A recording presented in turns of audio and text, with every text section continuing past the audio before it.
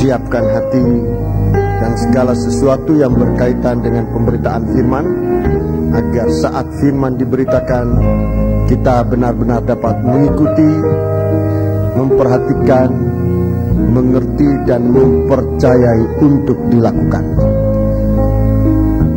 Haleluya. Bapa di surga, dalam nama Tuhan Yesus Kristus, kami bersyukur, kami berterima kasih buat segala sesuatu yang sudah Engkau izinkan kami alami, sudah Engkau izinkan kami terima dalam kehidupan kami semua. Kami berterima kasih pagi hari ini, kami datang duduk di bawah kaki Dikau untuk lagi mendengarkan firman-Mu. Sebab tanpa firman-Mu kami akan kesasar di tengah-tengah dunia yang jahat ini. Tapi Engkau Allah yang sudah menyediakan kami berkat kasih sayang-Mu, kami ingin manfaatkan pada pagi hari ini.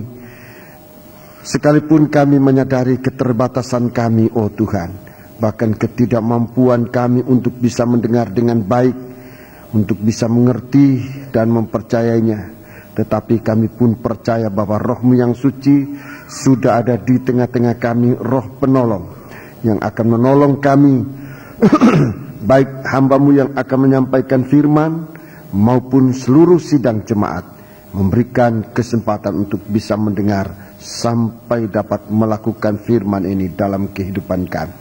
Terima kasih Tuhan, terima kasih kuasa-kuasa kegelapan, roh jahat yang selalu mau menggoda mengganggu kami saat pemberitaan firman ini. Tuhan, bersatu hati kami naikkan, kami usirkan dia, dan di dalam nama Tuhan Yesus Kristus segala setan kami perintahkan kamu semua dalam nama Yesus pergi, darah Yesus yang berkuasa. Terima kasih Tuhan, haleluya. Segala puji hormat dipersembahkan bagi Dikau dalam nama Tuhan Yesus Kristus, haleluya, amin.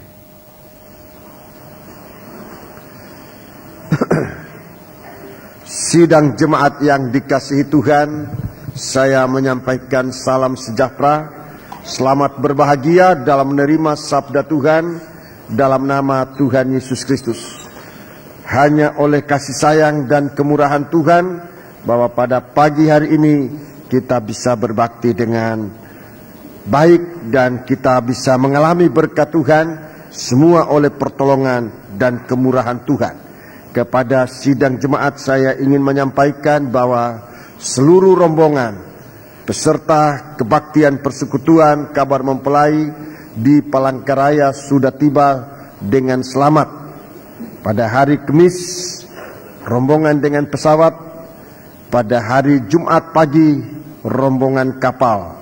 Semua sudah tiba, dan baik yang di kota Surabaya, di Malang, Mojokerto, bahkan yang kembali ke Bandung juga sudah tiba. Tinggal 3 orang, kalau tidak salah 3 orang yang akan kembali ke Tanah Toraja. Selesai kebaktian ini pada sore hari nanti mereka akan naik kapal, dan rombongan-rombongan yang lain mungkin masih ada di perjalanan sebab memang ada yang datang dari jauh. Tapi kita terus berdoa supaya segala sesuatu terjadi oleh kemurahan Tuhan untuk mengagungkan nama Allah, nama Tuhan kita Yesus Kristus. Keduanya, saya ingin juga menyampaikan rasa terima kasih untuk kerjasama yang baik dalam pelayanan ini, baik rombongan yang ke Tanah Toraja langsung sudah banyak mendukung dalam doa, bahkan bersaksi dan melayani puji-pujian, melayani musik, melayani banyak hal yang mereka sudah lakukan secara langsung.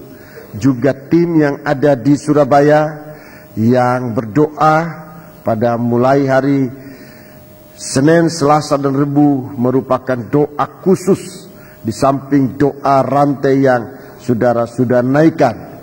Semua sudah merupakan kekuatan, berkat bagi kita untuk dapat melaksanakan pelayanan ini. Dan biarlah pelayanan secara tim ini kita akan lanjutkan dalam setiap kegiatan-kegiatan yang akan datang. Dan memang ternyata bahwa pekerjaan Tuhan ini harus dikerjakan bersama kita sekalian. Rasul Paulus juga mengatakan bersama dengan Tuhan. Kami kawan sekerja Allah. Kamu adalah ladang Allah dan rumah Allah. Jadi dalam pelayanan ini memang ada unsur persekutuan yang tidak boleh kita remehkan, ringankan, apalagi diabaikan. Tetapi biarlah kita perhatikan ini sungguh-sungguh untuk keberhasilan. Saya berterima kasih buat segala sesuatu, sebab memang dalam perjalanan kami mengalami banyak rintangan, baik yang naik kapal, naik pesawat. Tapi setiap rintangan itu tidak ada satupun yang dapat menghalangi sehingga pelayanan tidak berjalan dengan baik. Semua sudah berjalan dengan baik sesuai dengan rencana Allah yang Tuhan taruh dalam kehidupan kita. Semoga dengan pengalaman ini iman kita ditingkatkan oleh Tuhan, diteguhkan oleh Tuhan dalam menghadapi keadaan dunia yang memang akan menggugurkan kita. Saya dalam penyampaian di Palangkaraya maupun dalam Bible Study, saya sempat menyampaikan bahwa memang ada saatnya di mana kuasa-kuasa kegelapan mau mencoba untuk menggugurkan iman kita. Tapi asal kita mau berpegang pada firman kehidupan, maka kita tidak akan pernah gugur. Tuhan akan memberikan kita kekuatan. Puji Tuhan. Sebab itu segala kesaksian-kesaksian untuk membesarkan nama Tuhan, biarlah kita turut mengagungkan Tuhan di hati kita, di perbuatan kita, di perkataan kita, untuk nama Allah senantiasa mulia. Dan mulianya Tuhan dalam kehidupan kita membuat suatu lindungan besar. Kita memuliakan Tuhan dalam kehidupan kita merupakan benteng yang melindungi kita. Sebab kemuliaan Tuhan itu merupakan sinar yang cemerlang, di mana mata setan tidak dapat menembusi di mana kita berada. Kalau kita berada di pusat kemuliaan Tuhan, mata setan tidak dapat menjangkau kita, tangannya tidak dapat menjamah kita. Kita terpelihara. Itu sebabnya jangan lupa memuliakan Tuhan, baik di waktu senang, di waktu susah. Di waktu senang seringkali kita agak leluasa memuliakan Tuhan. Tapi di waktu repot, di waktu susah, di waktu sakit, ini banyak kali sulit kita memuliakan Tuhan.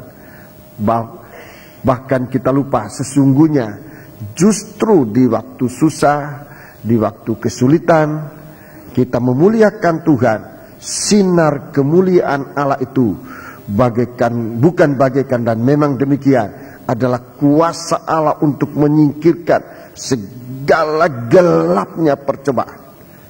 Hanya terang Allah yang bisa menyingkirkan segala kegelapan. Dan bukan hanya menyingkirkan kegelapan, tapi kalau kita terus sesudah kegelapan itu pergi, banyak kali kita lupa memuliakan Tuhan. Sesudah kemenangan, banyak kali kita lengah tidak memuliakan Tuhan. Lupa bahwa iblis selalu mengintip. Kalau kita berada di luar kemuliaan Tuhan, tidak lagi memuliakan Tuhan, mata setan bisa lihat kita, tangan setan bisa jamah kita. Tapi kalau sesudah segala kegelapan mendung yang sempat menimpa kita disingkirkan, jangan lupa terus memuji Tuhan, supaya kita bersalut dengan kemuliaan Allah. Dan setan yang datang mengintip itu tidak mampu melihat kita. Tuhan sudah melindungi, membungkus kita, menyelimuti kita dengan kemuliaannya, dan kita terpelihara. Saudara-saudaraku, puji Tuhan, tentu banyak kesaksian-kesaksian, dan memang kalau diceritakan segala keajaiban Tuhan ini, memang kita akan merasakan iman kita tumbuh, iman kita dikuatkan. Saling menguatkanlah seorang dengan yang lain. Sekali lagi, di dalam percobaan, jangan lupa memuliakan Tuhan. Sesudah percobaan, jangan lupa memuliakan Tuhan. Dalam kehidupan tanpa percobaan, kehidupan yang diberkati oleh Tuhan, jangan lupa memuliakan Tuhan. Puji Tuhan. Mari kita akan lanjut dengan firman roti kehidupan sehari-hari. Kita akan membaca Wahyu 16. Wahyu 16 ayat 13 dan 14. Wahyu 16 ayat 13 dan 14. Ini ulah dari si pencoba hari-hari ini. Ulah dari si pencoba. Mari kita membaca ayat 13 dan 14. Bahagian ini seluruhnya ayat 12 sampai 16. Tapi pagi hari ini kita fokuskan, kita pusatkan perhatian kita dalam dua ayat ini, 13 dan 14. Dan aku melihat dari mulut naga, dan dari mulut binatang, dan dari mulut nabi palsu itu, keluar 3 roh najis yang menyerupai katak. Iya, ini ayat 13. Sumber dari katak ini, ya. Tempat asal dari katak ini jelas. Dari mulut naga, ini binatang buas yang ada di udara. Ini mulut naga, binatang buas yang ada di udara dalam Wahyu pasal yang ke-12. Dia mengeluarkan semburan air bagaikan sungai. Itu mulut naga untuk menghanyutkan gereja Tuhan. Untuk menghanyutkan gereja Tuhan. Dan sebagaimana di sini dijelaskan bahwa air yang keluar dari mulut naga ini itu adalah roh najis yang akan menimpa dunia ini. Saya sudah menjelaskan sedikit ini ayat. Kemudian dari mulut binatang.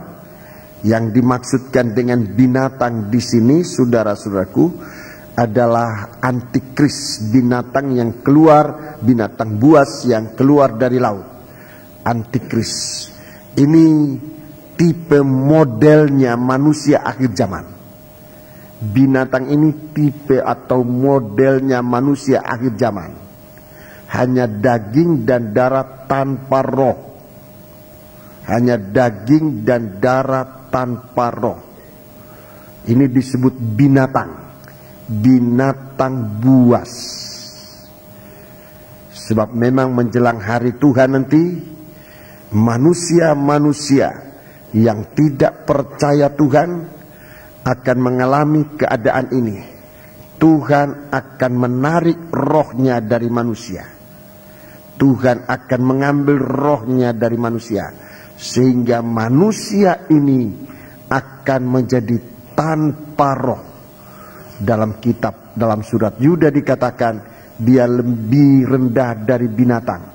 Binatang masih bisa dengan insting, masih bisa dengan naluri untuk mengetahui sesuatu. Seperti lembu masih bisa kenal tuannya, keledai masih bisa kenal palungannya, demikian juga lembu. Kalau kita di sini sehari-hari piaraan di rumah anjing, kenal tuannya, bahkan setia mengenal tuannya, dan dia bisa membela tuannya oleh karena nalurinya. Tetapi Tuhan berkata, tetapi Israel tidak mengenal aku, Bani Ibrahim tidak mengenal aku. Jadi saudara-saudaraku, saatnya binatang ini, manusia akan menjadi binatang buas. tidak mengenal Allah lagi. Tidak ada kesempatan lagi untuk menerima kembali roh Allah itu. Sementara manusia yang percaya kepada Tuhan di hari-hari ini adalah kesempatan untuk dipenuhi dengan Roh Kudus. Saudara bersiap hari-hari ini, kalau saatnya Tuhan mencurahkan rohnya kepada manusia. Yang disebut manusia di sini adalah orang yang percaya Tuhan. Jadi nanti yang namanya kita sebut manusia ini dua macam.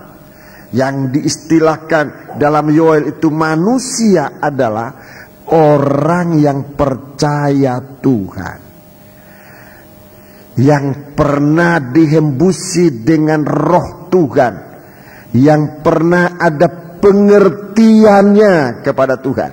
Itu akan dilimpahkan oleh Tuhan dengan rohnya pada akhir zaman. Sehingga disebutkan di situ dia akan bernubuat. Bernubuat itu artinya oleh roh dia mengetahui segala sesuatu yang belum terjadi. Dia akan bermimpi. Perkataan mimpi ini mengatakan sesuatu yang di luar kemampuan manusia bisa mengatakan. Bermimpi itu waktu tidur, saat akal tidak menguasai kita, akal tidak bekerja.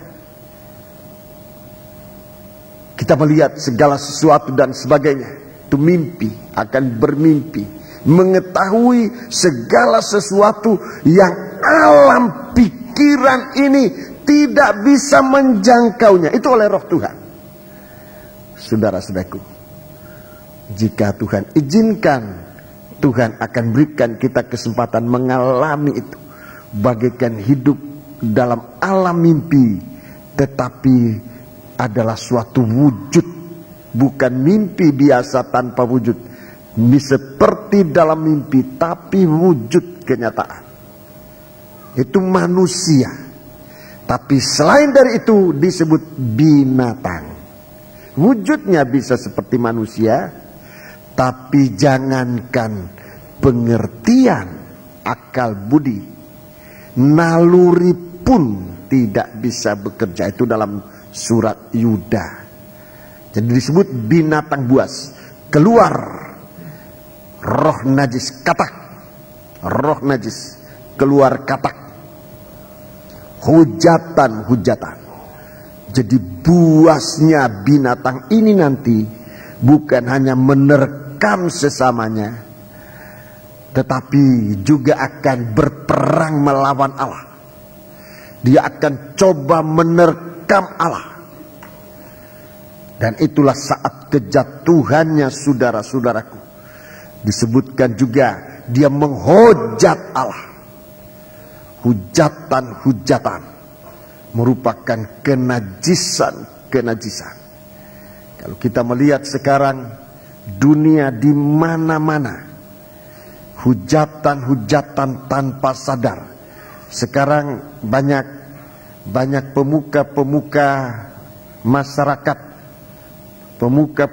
masyarakat mulai menyadari dan mengingatkan supaya hujatan ini coba dikendalikan untuk dapat kita menenteramkan, menetralisasi, mengamankan keadaan di negara ini supaya pertumbuhan hidup kita, ekonomi kita, rasa damai dan sebagainya untuk bisa hidup di negara ini.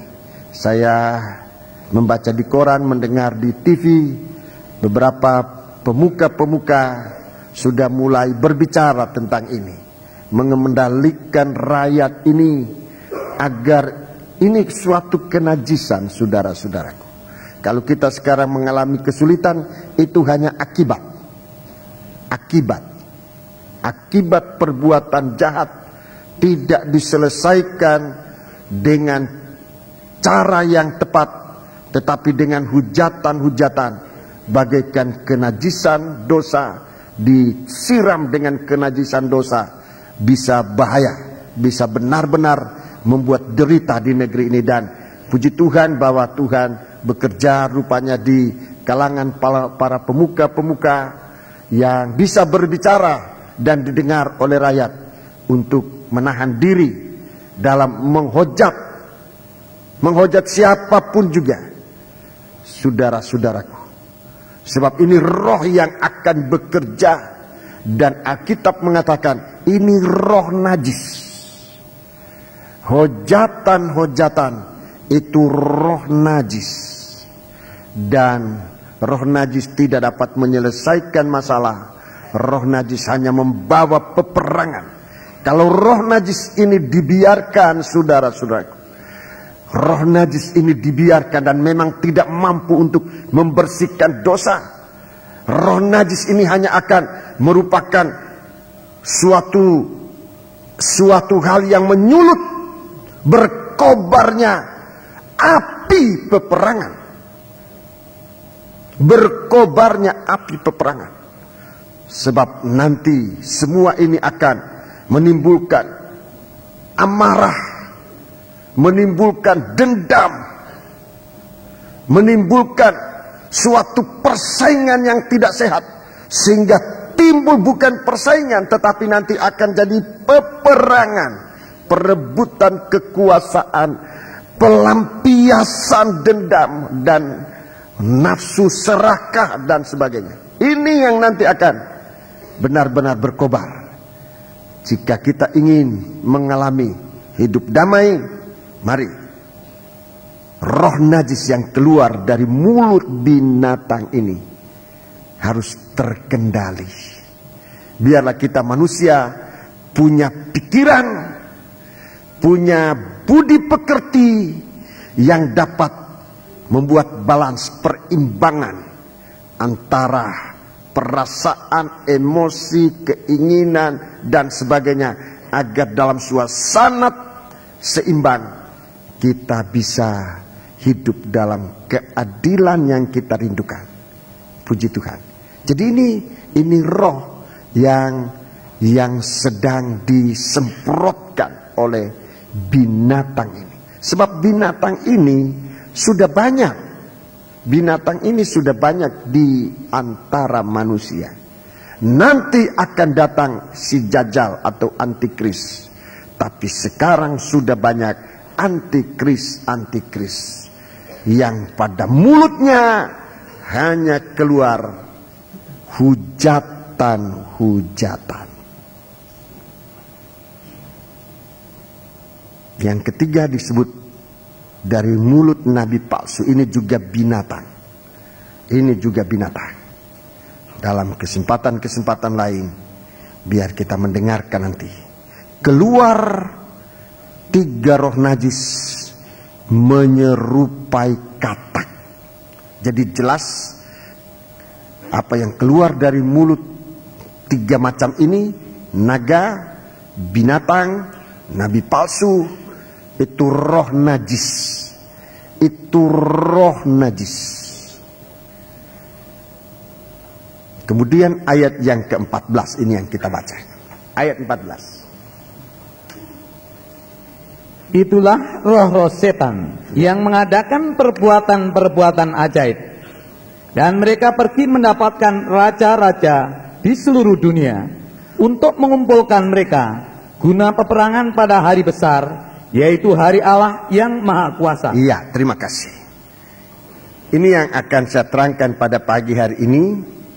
Jadi roh katak ini sudah jelas datangnya dari mana. Sudah jelas datangnya dari mana. Jadi kalau kita lihat nanti sekarang ini saling menghujat. Kelompok orang per orang, mungkin negara dengan negara sudah saling menghujat. Kemudian ada semburan-semburan kenajisan dan sebagainya. Kita sekarang mau perhatikan arahnya kemana. Arahnya kemana. Arah dari katak-katak ini kemana. Jadi bukan, atau katak atau roh najis itu keluar bukan tanpa arah, tapi punya arah. Arahnya kemana. Jelas dikatakan di sini, dan mereka pergi mendapatkan raja-raja di seluruh dunia. Raja-raja di seluruh dunia. Raja-raja ini pemimpin-pemimpin. Kalau pemimpin negara bisa disebut raja, kaisar, diktator, atau presiden. Itu raja-raja yang mengepalai negara. Tiada raja-raja yang lain. Pemimpin-pemimpin yang memimpin kelompok-kelompok, gerombolan-gerombolan dan sebagainya. Ini raja-raja di bumi. Orang yang mempunyai pengaruh, kuasa pengaruh di dalam masyarakat. Jadi setan ini punya sistem untuk menjatuhkan. Saya kasih contoh, kalau katak yang keluar dari mulut nabi palsu dengan ajaran-ajaran palsu, roh-roh palsu, dia sasaran pertama kepada pemimpin. Dia sasarannya kepada pemimpin. Kalau dia masuk ke dalam gereja, itu memang sasarannya. Yang dia cari lebih dahulu gembala. Sebab perhitungannya, kalau gembala, maka seluruh jemaat itu akan terpengaruh. Jadi bukan cuma satu orang yang dia kalahkan, tapi berarti kalau gembala sudah bisa dikalahkan, maka seluruh jemaat sudah akan tunduk pada ajaran palsu. Sebab itu permohonan saya berulang kali, dan sekarang saya mohon kembali, doakan gembalamu supaya Tuhan kasih kesehatan, kekuatan untuk bisa teguh dalam iman, menyampaikan firman. Tapi di atasnya ini yang terutama adalah supaya nyatakan kerinduanmu membutuhkan firman. Nyatakan engkau merindukan firman, membutuhkan firman. Kalau doamu didengar oleh Tuhan, tidak sulit bagi Tuhan untuk membukakan firman pada gembala. Gembala akan dapat membukakan firman buat sidang jemaat. Bukan cuma dapat membukakan sidang jemaat, firman buat sidang jemaat, tapi juga gembala itu mendapat kekuatan iman yang bisa dicontoh oleh sidang jemaat. Dan sidang jemaat tidak gampang jatuh. Jadi ini kita harus perhatikan. Sebab katak ini arahnya kepada pemimpin-pemimpin, kepada raja-raja. Di dalam rumah tangga, para suami, bapak, kepala rumah tangga, hendaklah didukung dalam doa oleh seluruh anggota keluarga. Istri, anak-anak, cucu, semua yang doakan supaya dia menjadi orang beriman sungguh-sungguh. Haleluya. Jadi sampai di dalam rumah tangga. Sebab kalau kepala rumah tangga goyah, satu rumah tangga ini akan. Jadi bersikaplah baik sebagai seorang istri, bijaksanalah dalam mendukung suami untuk beriman sungguh-sungguh. Dan kalau suami itu dia bisa berdiri di atas iman, istri itu terlindung, anak-anak terlindung. Jadi jangan keliru saudara-saudaraku, kalau suami datang, saudara lihat ada kelemahan baik dalam tubuh, karena mencari nafkah begitu membutuhkan tenaga, waktu dan sebagainya. Apalagi kalau imannya sempat goyah. Sebagai seorang istri, tugasmu bukan untuk malah menteror dia, malah dukunglah dia dalam doa. Sebab kalau imannya kuat, kalau kondisinya baik, bahagia akan dialami oleh istri, oleh seluruh keluarga. Tapi kalau pemimpin kepala rumah tangga sudah goyah rumah tangga, istri mulai lebih dulu merasakan sengsara dan anak-anak semuanya. Jadi kita lihat arah ini, saudara-saudaraku, arah dari roh-roh najis ini kepada raja-raja.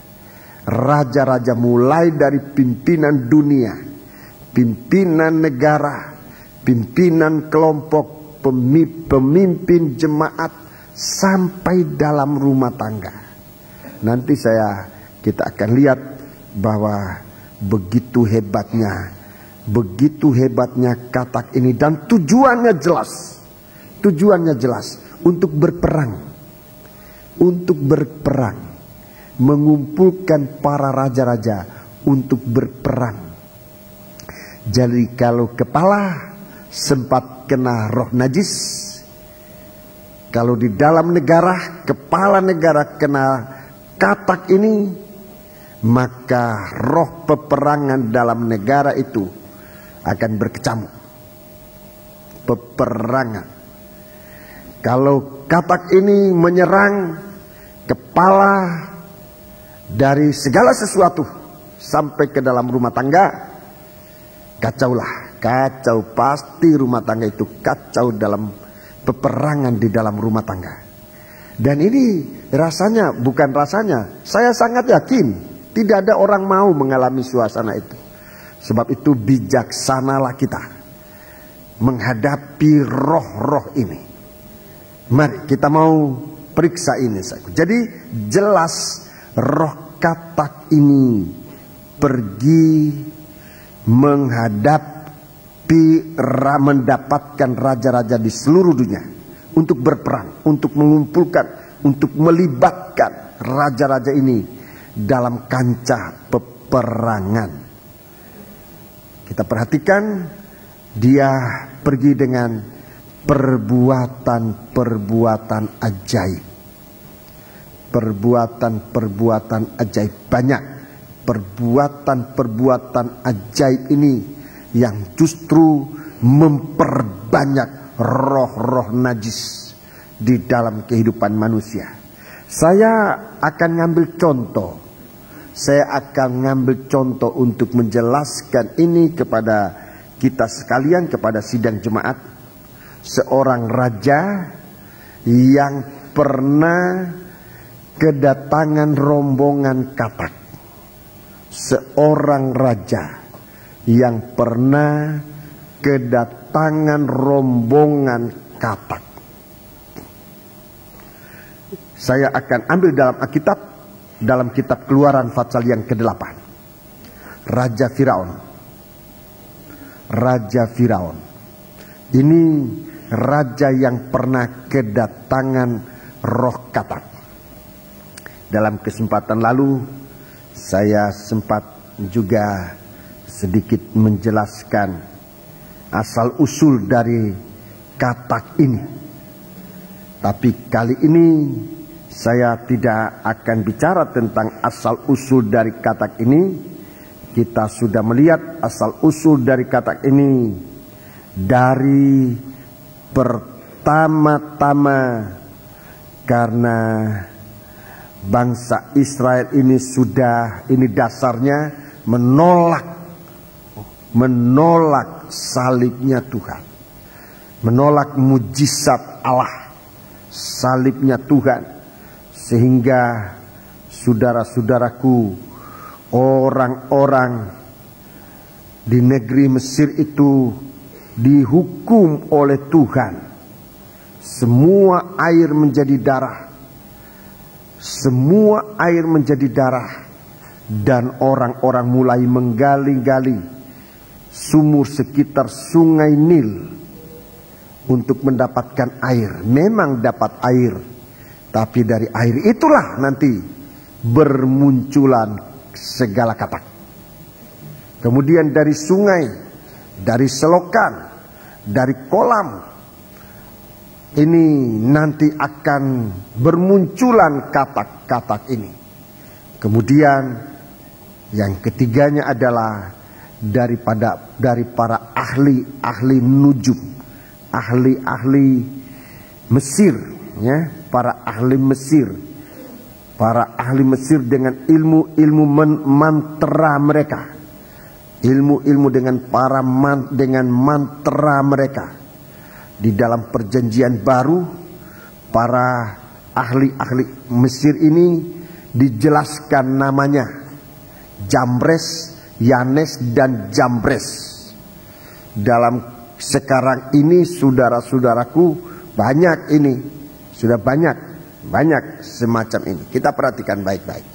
Saya tidak berbicara tentang itu sekarang. Kita akan berbicara tentang arah kepada siapa. Mari kita membaca ayat yang ketiga. Ayat yang ketiga. Kata-kata akan mengeriap dalam sungai Nil, Iya. lalu naik dan masuk ke dalam istanamu. Iya, mengeriap ini, mengeriap hasilnya mengerukan, ya. Kalau katak itu mengeriap, air sungai menjadi keruh. Baca terus. Dan kamar tidurmu, ya, sampai ke dalam tempat tidurmu, sampai ke tempat tidurmu. Terus, ke dalam rumah pegawai-pegawaimu, dan rakyatmu, bahkan ke dalam pembakaran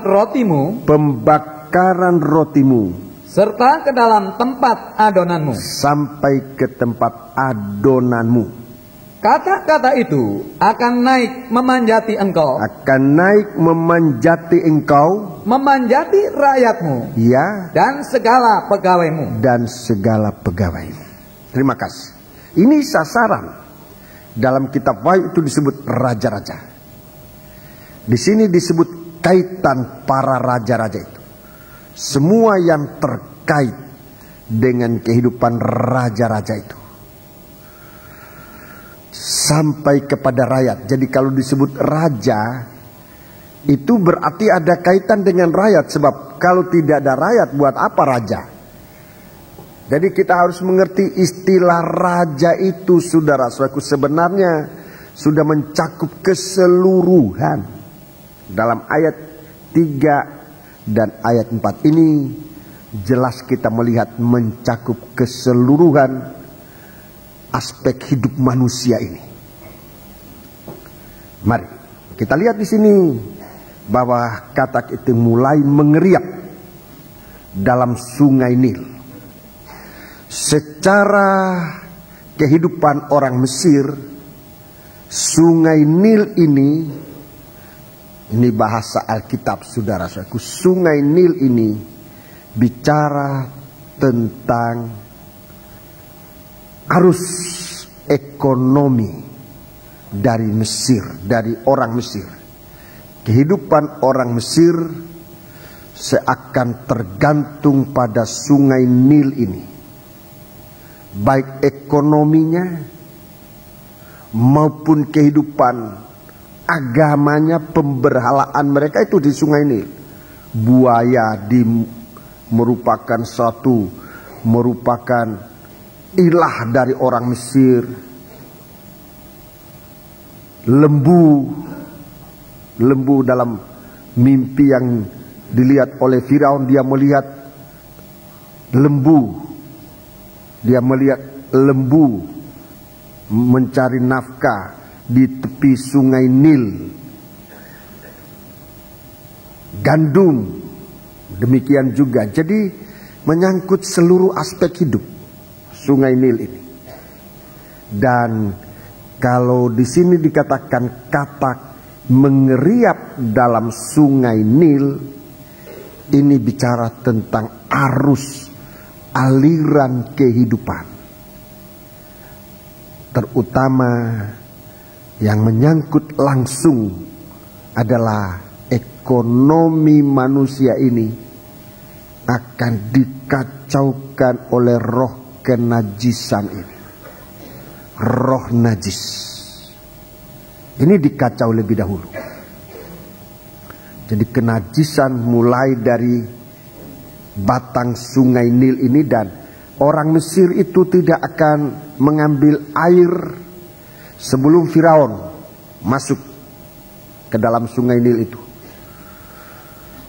mencelupkan dirinya ke sungai Nil itu. Pagi-pagi sekali Firaun sudah ke situ, sehingga pengaruh Firaun itu akan menguasai seluruh rakyat Mesir, pengaruh sang raja. Setan akan selalu berada menguasai aliran sungai, aliran kehidupan manusia, memberikan pengaruh kenajisan ini. Saudara-saudara, sebab itu kita perhatikan dengan baik-baik. Kalau sungai Nil dikeruhkan, dia tidak puas di situ. Katak ini tidak puas hanya mengeruhkan aspek kehidupan manusia, termasuk sungai Nil, termasuk ekonomi, tapi dia akan menyebar. Dalam ayat ini dikatakan selanjutnya, dia menyebar, akan masuk ke dalam istana. Ini rumah raja. Istana ini rumah raja. Masuk ke dalam istana. Ini rumah raja. Ini juga berarti nanti masuk ke dalam rumah-rumah dari rakyat. Istilah rumah ini dalam pengertian bahasa Alkitab berbicara tentang masuk ke dalam rumah tangga. Ekonomi bukan hanya ekonomi negara, tetapi kalau ekonomi negara bagaikan sungai Nil sudah keruh, maka katak ini akan masuk mengeruhkan rumah tangga. Dan kalau dia masuk di istana, perhatikan, dia tidak berhenti pada istana. Dia masuk lebih dalam, ke dalam kamar. Kalau sudah di dalam kamar, dia tidak puas di dalam kamar, dia naik ke tempat tidur. Dan kalau sudah di tempat tidur, dia tidak puas di tempat tidur, dia naik memanjati engkau, ke tubuh manusia. Ke tubuh. Jadi bukan hanya di dalam rumah, tapi dalam rumah dia masuk dalam kamar. Di dalam kamar dia masuk di dalam tempat tidur, di atas tempat tidur. Dan tidak puas di atas tempat tidur, sampai memanjati tubuh. Tidak disebutkan apa dia menggigit, apa dia cuma jalan-jalan, bagi saya juga tidak penting itu. Dia menggigit ke, dia hanya menjilat-jilat, buat saya tidak penting. Tetapi dia menajiskan tubuh manusia. Saya sudah bicara tadi, kekacauan itu akan dirasakan masuk dalam rumah tangga. Jadi saudara-saudara, untuk kita waspada sekarang ini, supaya peperangan jangan masuk dalam rumah tangga. Ini harus dijaga. Jangan masuk dalam rumah tangga.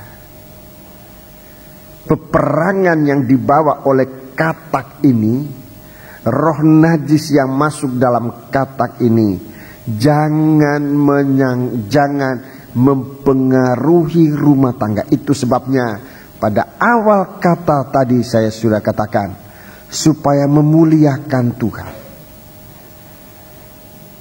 Supaya kita memuliakan Tuhan.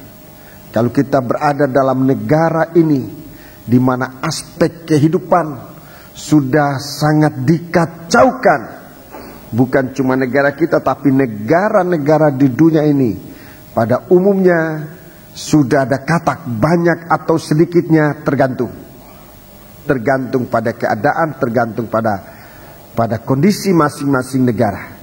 Tapi bagaimanapun, katak ini sudah berada dalam seluruh negara-negara yang ada di dunia. Kalau korupsinya, kira-kira Indonesia termasuk terbesar, entah nomor berapa, mungkin paling besar, mungkin saya tidak tahu itu. Saudara-saudara mungkin lebih tahu. Jadi kita berarti harus lebih waspada.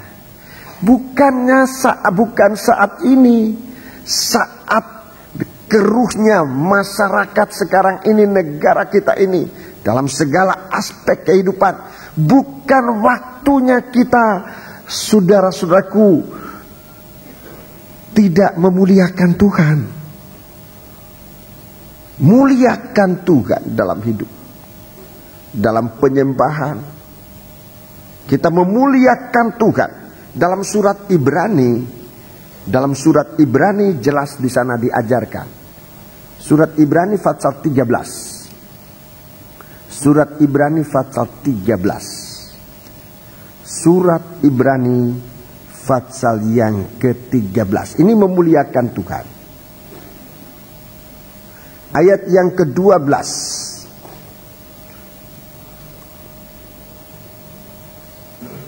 Itu jugalah sebabnya Yesus telah menderita di luar pintu gerbang, iya, untuk mengkuduskan umatnya, iya, dengan darahnya sendiri. Iya, dengan darahnya sendiri. Jadi di tengah-tengah kenajisan ini, di tengah-tengah dunia sudah dinajiskan ini, mari kita perhatikan percikan-percikan darah ini.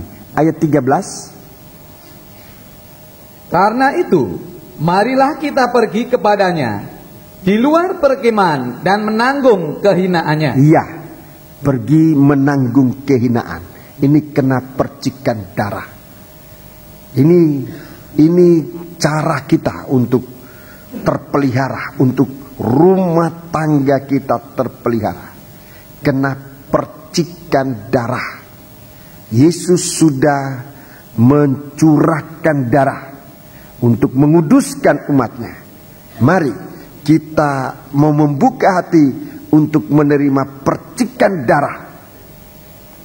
Ayat selanjutnya. Sebab di sini kita tidak mempunyai tempat tinggal yang tetap. Iya. Kita mencari kota yang akan datang. Iya, di dunia ini kita tidak punya istana, tidak mempunyai tempat, sebab memang kota kita mencari kota yang tetap. Di sini kita tidak mempunyai tempat tinggal yang tetap. Ini artinya jangan terikat. Jangan terikat, terutama oleh harta benda. Jangan terikat, terutama oleh harta benda atau mamon yang bisa menjadi Tuhan. Dan ini bisa dinajiskan. Saudara lihat, dengan harta benda ini, negara kita ini terlibat dalam kekacauan dahsyat. Sebab sempat dinajiskan. Yang sekarang kita perangi bersama-sama. Korupsi, itu kenajisan, kolusi, nepotisme. Ini semua menyangkut kenajisan yang ada dalam lingkaran hidup manusia itu. Di sini kita tidak mempunyai tempat tinggal yang tetap. Kita mencari kota yang akan datang. Ibadah ini usaha kita untuk berjalan ke arah kota yang akan datang. Jadi kita tinggalkan rumah, datang di kebaktian, bukan hanya sekedar datang di Lema Putro 1 nomor 18, kemudian, tetapi sesungguhnya pengertian lebih dalam ini adalah kita sedang berjalan ke kota yang kudus, kota yang akan datang. 15. Sebab itu, ya, marilah kita oleh Dia senantiasa mempersembahkan korban syukur kepada Allah, iya, yaitu ucapan bibir yang memuliakan namanya. Iya, ucapan bibir, segala korban, ucapan syukur. Sebab itu marilah kita oleh Dia mempersembahkan korban syukur kepada Allah. Jadi waktu percobaan, jangan lupa memuliakan Tuhan. Sebab itu merupakan percikan darah. Sesudah percobaan pergi, jangan lupa memuliakan Tuhan. Sesudah kita hidup dalam berkat Tuhan, jangan lupa memuliakan Tuhan. Supaya kemuliaan Tuhan ini merupakan satu sinar yang mengusir segala kegelapan. Kemuliaan Allah ini merupakan naungan lindungan. Tuhan menyaluti kita dengan kemuliaannya, dan setan tidak dapat menjamah kita. 16. Dan janganlah kamu lupa berbuat baik, Ya. dan memberi bantuan, sebab korban-korban yang demikianlah yang berkenan kepada Allah. Iya, jadi menghadap semacam ini, perhatikan, jadi dari hati kita yang merindu untuk terlindung, untuk terpelihara, dengan ucapan bibir mulut kita, dengan perbuatan-perbuatan kita, di saat-saat semacam ini, masih saja Tuhan ajarkan kita, jangan kamu lupa berbuat baik, memberikan bantuan, saling membantu. Saudara-saudaraku, Tuhan tidak terbatas kemampuannya untuk menolong kita. Tapi kalau Tuhan mengajarkan kita untuk saling membantu, ini adalah kekuatan iman yang Tuhan karuniakan kepada kita. Tuhan berkenan bagi kita. Ayat 17.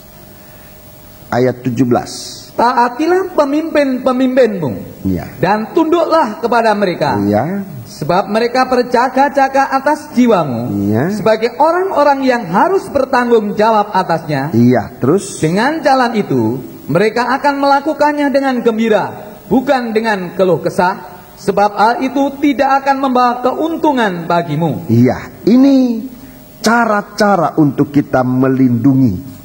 Jangan setan yang berkeriak di sungai Nil ini akan masuk dalam lingkungan hidup rumah tangga kita, istana kita, rumah kita. Saudara-saudaraku, taatilah pemimpin-pemimpinmu dan tunduklah kepada mereka, sebab mereka lah yang berjaga-jaga atas jiwamu. Ini artinya menaikkan doa penyautan. Doa penyautan, bertanggung jawab atas jiwamu, jaga-jaga atas jiwamu, yang harus bertanggung jawab atasnya. Dengan jalan demikian mereka tidak dengan keluh kesah, sebab hal itu tidak akan membawa keuntungan bagimu. Saudara-saudara, saya sebagai gembala, dan saya memang merasa banyak kekurangan saya dalam penggembalaan ini, dan doa ini banyak kali memang saya naikkan secara umum tapi juga secara khusus. Tapi sebagai manusia saya mempunyai keterbatasan. Tadi salah satu kesaksian mengingatkan saya. Tapi memang ini saya sudah berulang-ulang kali mengatakan ini, ketidakmampuan, keterbatasan kemampuan saya. Sebab dalam sidang jemaat yang sekian banyak, ada yang saya ingat mukanya, namanya lupa. Ya, namanya apa? Lupa. Apalagi kalau jarang-jarang muncul, tambah lebih lupa lagi. Ada yang ingat nama, mukanya yang mana. Itu sebabnya saya dalam penggembalaan ini saya pernah memohon kepada saudara-saudara mengisi formulir. Tapi sampai sekarang belum lengkap juga, masih banyak yang sudah isi formulir, fotonya nggak ada. Ada yang malah belum isi formulir sama sekali. Sehingga kalau terjadi apa-apa, saya sekali lagi mohon maaf, dari kepala ini bukan komputer ini. Sudah ingat-ingat yang mana. Untung ibu tadi tidak tersinggung. Terima kasih buat ibu tadi, untung dia tidak tersinggung. Harusnya sudah tersinggung. Kok saya digembalakan setia, gembala kok nggak kenal yang mana ibu Mariam itu. Mariam ya, kalau tidak salah tadi. Mariana. Sebab yang mirip nama-nama ini ada beberapa orang dalam sidang jemaat. Sehingga terima kasih buat pengertiannya ibu tadi mengatakan tidak sakit hati, terima kasih. Tapi ada yang sakit hati itu, untuk itu pun saya mohon maaf, saudara-saudaraku. Jadi kalau memang saudara ini tolonglah isi formulir, masih ada tak formulirnya? Masih ada formulir, lengkapi dengan foto. Sebab dari kalau saya terima telepon siapa ini, banyak kali yang mana, mohon maaf sekali lagi. Saya si Filipus. Filipus enggak satu di sini. Filipus yang mana? Lebih bagus kalau saudara ingat nomor formulir itu, saya lebih ingat. Buka langsung lihat Filipus ini, alamatnya ini, nomor teleponnya ini, mukanya ini. Oh iya ini. Jadi doa lebih lengkap lagi. Doa lebih lengkap lagi. Jadi jangan satu rumah tangga cuma satu formulir. Setiap pribadi. Nanti anaknya Pak Alex umpamanya, kalau ada nama Alex di sini hanya kebetulan. Umpamanya ada Pak Alex, anaknya Ahmad, Amir. Yang mana ya anak yang Amir ini? Yang mana yang Dedi? Yang mana yang... Jadi tolong supaya ini sistem penggembalaan, penyautan. Di sini dikatakan bertanggung jawab, berjaga-jaga atas jiwamu. Untuk mengenal, untuk berjaga-jaga ini memang pengenalan itu penting. Mutlak dibutuhkan. Dan untuk pengenalan ini, saudara-saudaraku, hubungan ini harus lebih jelas. Entah bertemu, jangan mau dikenal tapi saya mau lewat di sana sudah lari dulu ke sana. Bagaimana saya bisa kenal? Saya mau jalan ompong lewat sini, lari ke sana. Sulit saudara-saudaraku bagi saya untuk kenal itu. Cobalah saya ini seingat saya, kecuali saya sedang sibuk jalan ke sana, mata saya ke sana, orang di sini, selamat pagi bro ya, saya bisa tidak jawab saudara ini. Tolong pengertian ini. Jadi dalam pergaulan mari kita coba lebih. Lah aku seingat saya, kalau saudara mau berbicara dengan saya tidak ada yang saya usul. Enggak. Saya selalu usahakan, bagaimana, ada apa, selalu usahakan itu. Tapi umpamanya saya sedang mungkin memarahi seseorang, lalu saudara datang, ya bisa-bisa saudara kena juga. Tapi mohon maaf ya, itulah manusia. Jadi cara yang saya tempuh adalah dengan, kan kita semua ini sudah bisa menulis, bisa membaca, marilah kita manfaatkan itu. Isilah formulir, tulis nama lengkap. Saya tidak salah juga nama panggilan hari-hari, ya ada di situ. Supaya ini berjaga-jaga atas jiwamu sebagai orang yang harus bertanggung jawab. Ini yang berat, tanggung jawab ini kepada siapa? Kepada pemilik domba, itulah Gembala Agung, itulah Tuhan Yesus Kristus. Kalau nanti satu waktu saudara berkata, gembalaku tidak pernah memperhatikan aku, saya salah di hadapan Tuhan. Saya salah di hadapan Tuhan. Tapi kalau dalam kehidupan ini begitu jelas, dan tiap kali doa penyautan ini dinaikkan kepada Tuhan, tidak ada satu suara dari setan untuk dapat mengganggu kehidupan kita sekalian, masuk dalam rumah kita, dalam kesatuan kita secara besar ini yang Tuhan berikan kepercayaan buat saya, buat sidang jemaat Johor Lemah Putra, saudara-saudaraku, untuk bertanggung jawab kemudian kepada setiap pribadi anak-anak Tuhan. Ini pertanggungan jawab. Jangan dengan berkeluh kesah. Jadi kalau Yang tadi saya katakan, taatilah pemimpin, tunduk kepada mereka, bukan untuk dihindari karena takut, menghindar dan sebagainya. Apalagi kalau saudara, ini yang paling berat, saat seseorang berbuat dosa, dia takut menemui gembala, dia malah sembunyikan dengan banyak alasan bisa, oh nanti merepotkan. Itu satu alasan yang masuk akal dan sangat terhormat itu. Jangan nanti gembala repot. Memang bagus alasan itu. Tetapi kalau ditilik dari tanggung jawab, pertanggungan jawab kepada Tuhan, saya tidak bisa berbuat apa-apa kalau semua itu, kecuali memang sudah terselesaikan. Tapi kalau tidak terselesaikan, tolonglah. Saya mendengar kesaksian satu keluarga.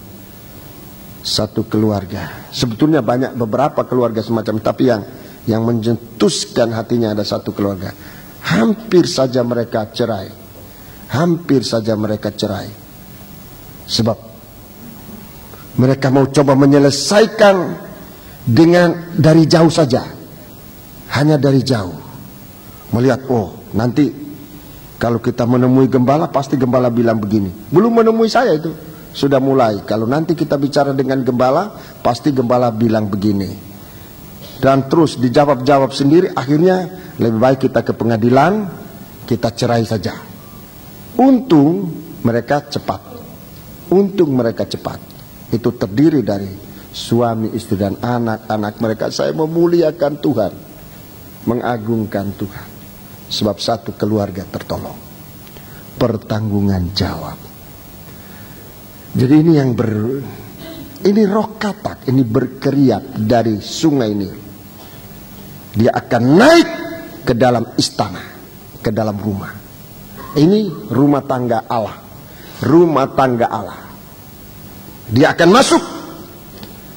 Saudara saya, kalau persoalan itu belum atau tidak bisa diselesaikan, marilah kita bersama-sama untuk menyelesaikan. Dalam ayat 18, ini cara penyelesaian.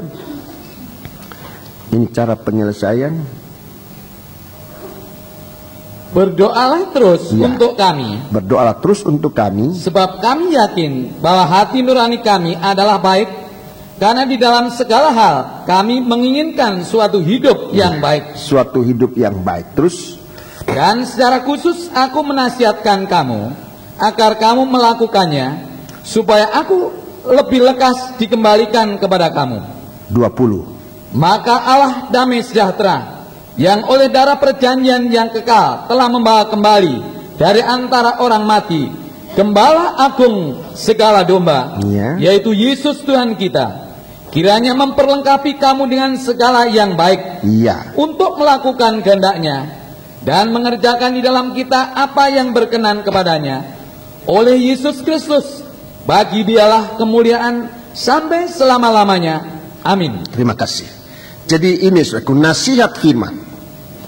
Jadi umpamanya saudara tidak sempat, maka yang paling tepat adalah datang dalam kebaktian. Jangan malah tidak datang di kebaktian. Datang dalam kebaktian. Dengarkan firman yang sama. Dengarkan firman. Firman itu akan menjelaskan kepada kita. Firman itu yang akan menjawab segala masalah kita. Lebih dari manusia. Itu sebabnya saya memang lebih menghormati kita kalau kita ambil sikap datang mendengarkan firman. Datang mendengarkan firman. Sebab kalau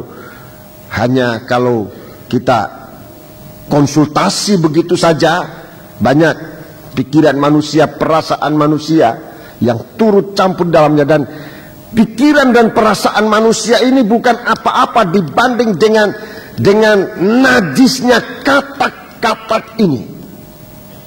Itu sebabnya kita datang kepada Tuhan dalam kebaktian semacam ini, mendengarkan suara Gembala Agung, lewat firman yang disampaikan kepada gembala sidang jemaat untuk menjawab segala masalah kita. Semoga saudara mengerti ini. Jadi ini yang pertama, saudara. Katak ini setelah dia berkeriap di Sungai Nil, dia ke istana. Nah, kalau sudah di istana, dia akan masuk ke kamar tidur. Ke kamar tidur. Kamar tidur ini bicara tentang masalah nikah. Ini kamar tidur. Yang ini kalau sudah namanya kamar tidur, sudah kamar tidur, ini sudah merupakan sesuatu yang sangat rahasia. Ini lebih berat lagi, saudara-saudaraku. Jadi setan itu masuk sampai ke dalam kamar tidur. Ini sudah merupakan rahasia, sangat rahasia. Apalagi kalau sudah sampai di tempat tidur. Maaf saya menggunakan istilah ini. Ini sudah menyangkut masalah seks. Ini sangat rahasia. Ini sudah sangat rahasia. Dan kita lihat sekarang bagaimana perkembangan di dalam negeri ini. Sekarang sudah di dalam kota kita ini. Satu masalah yang menyangkut kehidupan seks sebelum nikah. Ini sudah begitu hebat, begitu dasar. Bukan hanya perbuatan itu, tetapi sudah berakibat dengan aborsi dan sebagainya. Tolonglah berjaga. Masing-masing kita berjaga, sebab setan ini akan lebih dalam di dalam menggunakan kesempatan untuk menjatuhkan anak-anak Tuhan. Kemudian ayat 3 itu, ke dalam rumah pegawai-pegawaimu dan rakyatmu. Dan ya, rumah pegawai dan rakyat. Jadi kalau sudah masuk mulai dari Sungai Nil, sekarang kepada Firaun, raja yang tidak mengenal Tuhan. Saudara-saudaraku, mari kita dalam kehidupan kita sehari-hari belajarlah untuk mengenal Tuhan, menerima berita korbannya yang menolong memelihara kita. Sebab kalau tidak, saudara-saudaraku, kita lihat di sini pegawai-pegawai kena, rakyat kena. Pegawai-pegawai kena, rakyat kena. Ini dalam rumah tangga. Saudara-saudaraku, anak-anak seisi rumah tangga. Kalau di dalam negara, termasuk rakyat, termasuk para pegawai-pegawai dari tingkat menteri untuk negeri kita ini, sampai yang paling ujung tombak, langsung berhadapan dengan rakyat. Mungkin sekarang yang paling ujung tombak adalah RT. Mungkin itu yang paling bawah sekarang, ya, RT. Dari menteri sampai ke RT, langsung ke rakyat. Itu kalau presiden. Kalau gembala, tua-tua, pengerja-pengerja, sampai kepada anak-anak Tuhan, itu rakyat. Jadi saudara-saudaraku, mari, kalau di dalam rumah, kepala rumah, istri, anak-anak, sampai pembantu-pembantu rumah tangga. Kalau di dalam perusahaan, saudara sebagai pemimpin, sebagai direktur, penanggung jawab, para pegawai-pegawai, semuanya nanti akan dikuasai oleh roh najis ini. Dan itu suatu penderitaan. Saya tidak bisa ngomong banyak-banyak soal itu. Saya kira saudara mengerti. Itu suatu penderitaan. Inilah arah sasaran. Sasaran dari katak ini kepada raja-raja. Menyangkut kehidupan sehari-harinya. dalam berumah tangga. Baik itu rumah tangga negara, rumah tangga perusahaan, rumah tangga Allah, itulah sidang jemaat. Yang kalau kita tidak berhati-hati, setan mengincar ini. Kemudian dikatakan ke dalam pembakaran roti, dalam tempat adonan. Pembakaran roti itu tempat untuk mematangkan roti. Proses mematangkan roti mulai dari sekarang mendengar firman, ini pembakaran. Ini pembakaran roti. Mendengar firman ini pembakaran roti. Jaga cara kita mendengar. Jaga cara kita mendengar. Jangan sampai salah dalam mendengar. Itu sebabnya saudara-saudaraku lihat salah satu kata yang masuk di pembakaran roti. Untuk ini saya bicara tentang rumah tangga Allah ya jemaat. Salah satu kata yang masuk saat pembakaran roti adalah ngantuk. Ngantuk. Itu roh najis itu. Ya. Ngantuk saat firman disampaikan. Kedua, tidak bisa konsentrasi. Pikiran kita terpecah-pecah karena tidak sungguh-sungguh lihat kiri, lihat kanan, buat ini, buat itu. Di saat itu saudara-saudaraku, sebenarnya Tuhan sedang menyucikan kita. Tetapi kalau mengantuk, penyucian itu tidak masuk di dalam kita. Kita tidak mendengar firman penyucian sebab kita ngantuk.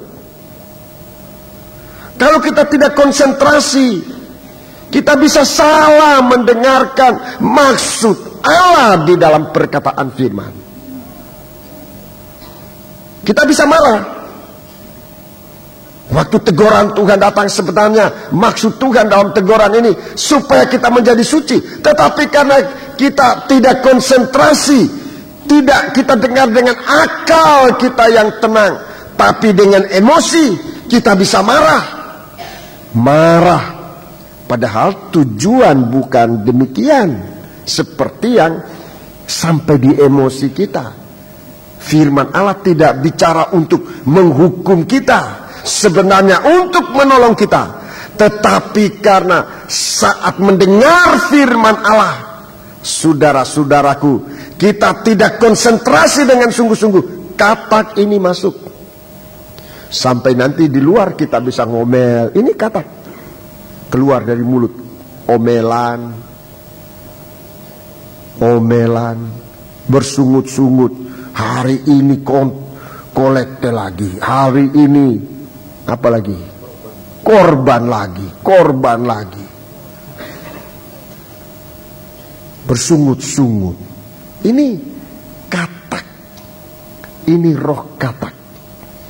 Ini roh kata yang harus kita jaga. Bersungut-sungut. Kemudian yang paling yang kita tidak sadari roh kata ini, firman Allah ini kena si A. Ini sama dengan menolak firman. Harusnya kena saya. Kalau firman Allah kena saya, kalau firman Allah ini kena saya menerima kesucian.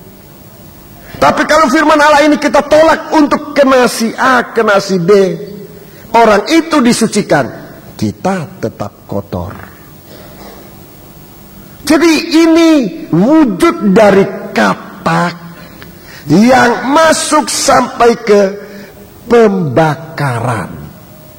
Sampai pada pembakaran. Sebab sesudah ini, sesudah kita mendengar ini, kita tinggal mengerti, percaya, dan melakukan. Firman Allah itu sudah roti yang kita makan. Ini sedang dibakar. Roti ini sedang dibakar. Keluar dari pembakaran ini, kita tinggal makan. Kita merasa kenyang, merasa kuat untuk melakukan. Itu roti kita sudah makan. Itu firman sudah kita alami. Jadi ini pembakaran. Jadi hati-hati katak yang masuk dalam pembakaran. Hati-hati. Kemudian dikatakan dalam tempat adonan. Tempat adonan ini memang belum dibakar, masih mentah sekali. Ini baru dicampur. Baru dicampur. Kemudian untuk disiapkan masuk dalam pembakaran. Sampai masuk dalam adonan. Jadi sebelum firman disampaikan, ini adonan. Bapak pendeta biasanya menyediakan khotbah.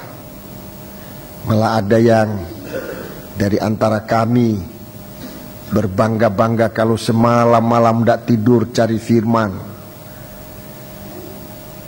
Berdoa berjam-jam untuk dapatkan firman ini, saudara-saudara. Memang begitu pengalaman.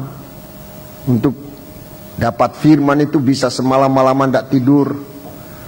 Bisa begitu berat. Memang saya juga sering mengalami itu.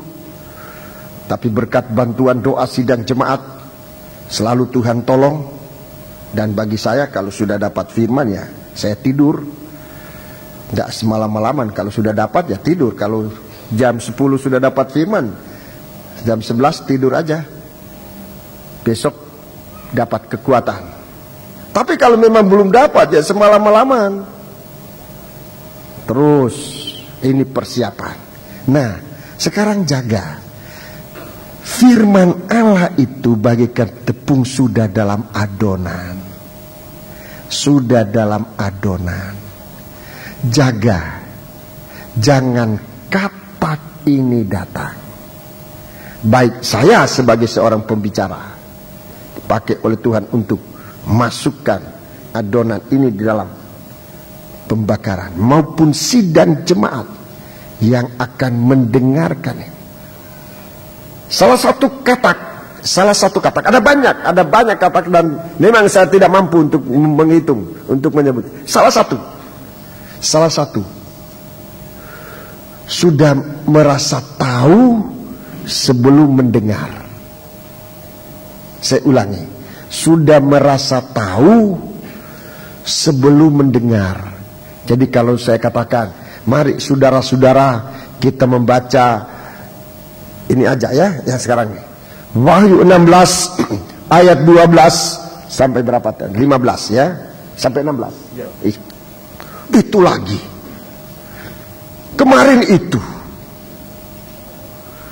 Kemarin dulu itu. Hari Minggu, hari Selasa, hari Jumat itu. Ini ompong, ini khotbah ulang-ulang. Saya sering mendengar itu. Baik saya sendiri, pendeta si A, pendeta si B. Tapi dalam penggembalaan memang begitu, namanya adonan. Jadi sebelum mendengar sudah merasa sudah tahu. Oh, wahyu itu lagi, ayat itu lagi. Di Johor nanti juga saya baca ayat ini. Tapi kalau saudara mendengar, belum membaca, oh saya sudah tahu, katak lagi. Ini saudara-saudaraku, ini merupakan benar-benar katak yang menyerobot. Sehingga sebenarnya dalam satu perkataan firman, dengar baik-baik, dalam satu perkataan firman, dia bagaikan batu mulia yang mengeluarkan sinar begitu banyak. Coba satu saudara yang punya mutiara, bukan mutiara, apa itu? Berlian, coba lihat berlianmu itu. Berapa sinarnya itu? Ada merah, ada apa saja warnanya. Coba lihat.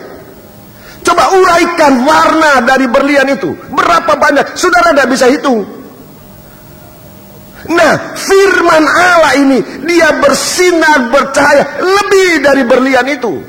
Jadi kalau hari ini dalam kebaktian, sekali kebaktian ini saya tarik satu warna, belum berarti sudah seluruh berlian ini saya sudah tunjukkan. Masih banyak warna-warna yang lain yang harus diungkapkan.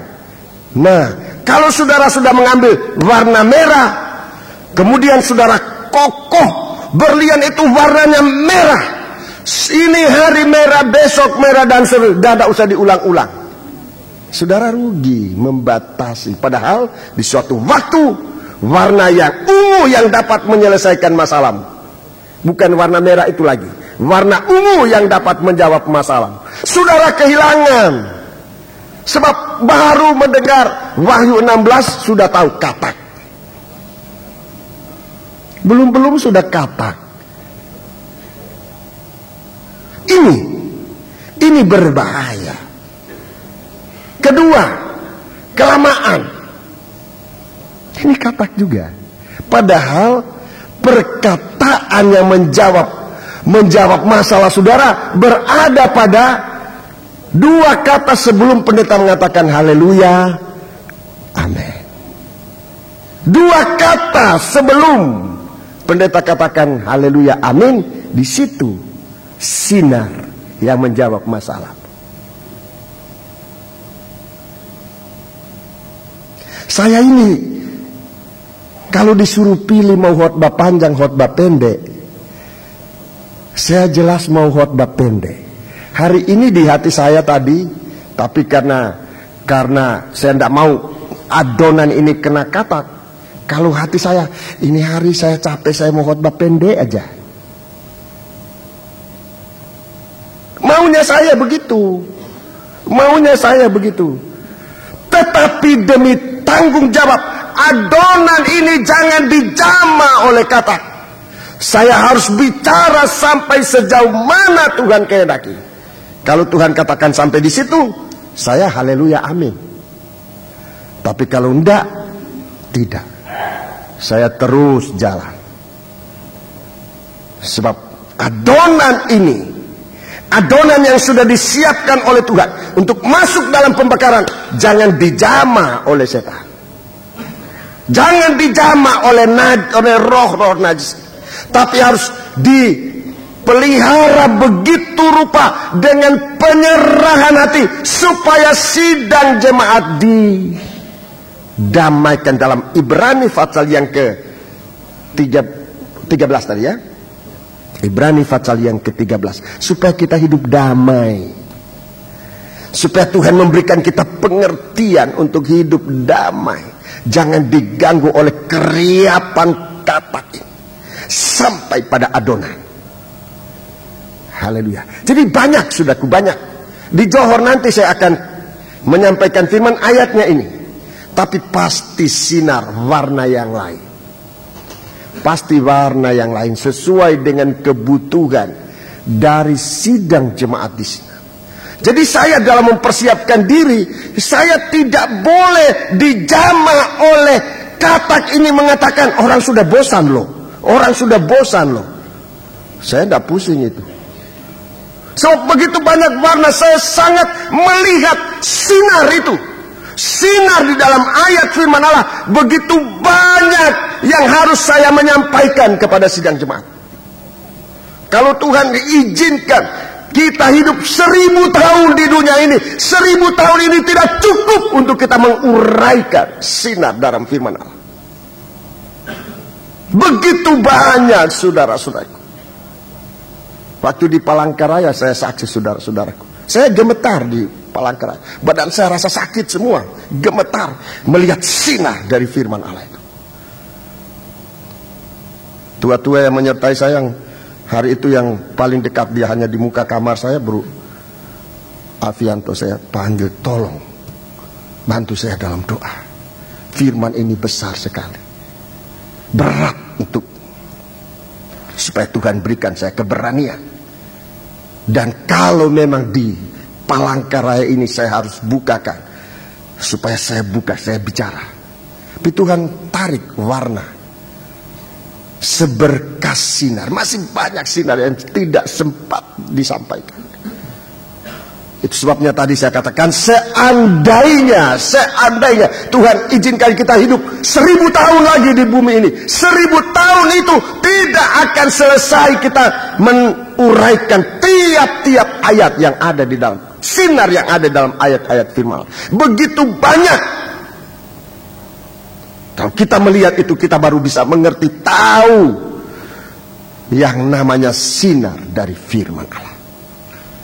Itu sebabnya jangan bosan, sebab bosan terhadap firman itu semacam katak yang pernah menggerogoti orang Israel di padang belantara. Mereka bosan terhadap firman Allah, terhadap mana, dan bangsa Israel mati dipagut oleh ular biludak, hukuman yang jatuh akhir zaman. Sebab itu mari kita pelihara diri dengan baik-baik. Kemudian ayat 4 itu, kata-kata itu akan naik memanjati engkau, memanjati rakyatmu dan pegawaimu. Ini bicara tentang tubuh ini. Ini bicara tentang tubuh. Memanjati engkau. Di dalam Injil Matius ini lebih jelas. Di sini Tuhan tunjukkan kata. Injil Matius pasal yang ke-6. Ini bicara tentang tubuh ini ya. Tentang tubuh. Bicara tentang tubuh ya. Tentang hidup. Ayat 25. Karena itu aku berkata kepadamu, janganlah khawatir akan hidupmu. Janganlah khawatir akan hidupmu. Akan apa yang hendak kamu makan Ya. atau minum. Atau janganlah khawatir pula akan tubuhmu. Ya. Akan apa yang hendak kamu pakai. Bukankah hidup itu lebih penting daripada makanan, dan tubuh itu lebih penting daripada pakaian? Ya, terima kasih. Ini tubuh. Apa yang kamu makan, apa yang kamu pakai. Ini menyangkut apa yang ada pada tubuh ini. Apa yang dimakan oleh tubuh untuk hidup, apa yang dipakai oleh tubuh ini untuk menutup, menyaluti kehidupan ini. Ini masalah tubuh.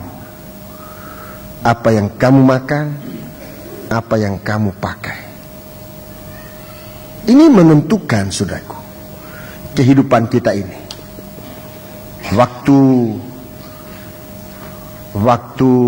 ya, kita baca saja di dalam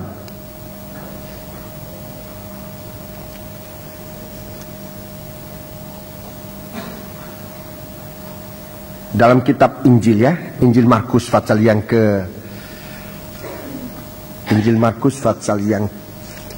pertama. Injil Markus pasal yang pertama. Injil Markus pasal yang pertama. Kita melihat satu tubuh yang sangat dibela oleh Tuhan ya. Injil Markus pasal 1 ayat yang ke-5.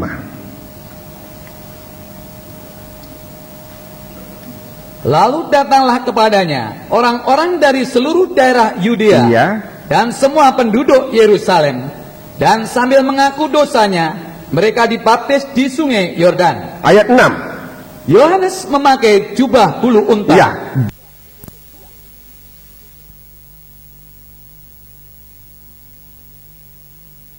Dan makanannya belalang dan madu hutan. Iya. Ini kehidupan dari Yohanes Pembaptis. Satu tubuh yang tidak bisa dijama oleh katak ini. Satu kehidupan, satu tubuh yang tidak dipanjati oleh katak. Yohanes Pembaptis, satu tubuh yang tidak dapat dipanjati. Dia punya makanan, dikatakan, dia punya pakaian, jubah bulu unta. Jubahnya bulu unta. Perkataan bulu unta ini bicara tentang urapan Roh El Kudus. Dia hidup dalam urapan Roh Kudus. Dia hidup dalam Roh Kudus, dalam urapan Roh Kudus, dan ikat pinggangnya daripada kulit. ikat pinggang dari kulit. Ini bukan bulu ya, tapi kulit. Kulit ini adalah hasil korban dari seekor binatang. Itu kulit. Ikat pinggang itu bicara tentang kebenaran. Kebenaran hasil dari korban Kristus itu sejalan dengan urapan Roh Kudus. Semoga saudara bisa mengerti ini. Jadi kehidupan dari Yohanes Pembaptis ini, apa yang ada pada tubuhnya, dia dikuasai oleh kebenaran dan urapan Roh Kudus. Bukan kebenaran diri sendiri, tapi kebenaran dari korban Kristus. Urapan Roh Kudus hanya ada jika kita hidup dalam kebenaran. Jika kita tidak hidup dalam kebenaran, itu bukan urapan Roh Kudus.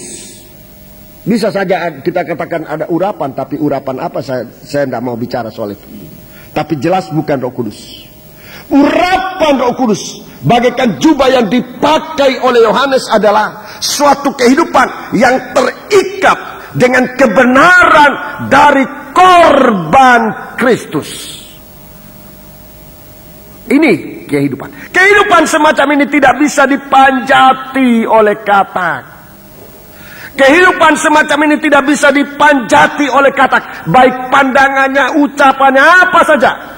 Sebab perkataannya digarami. Perkataannya dalam kebenaran.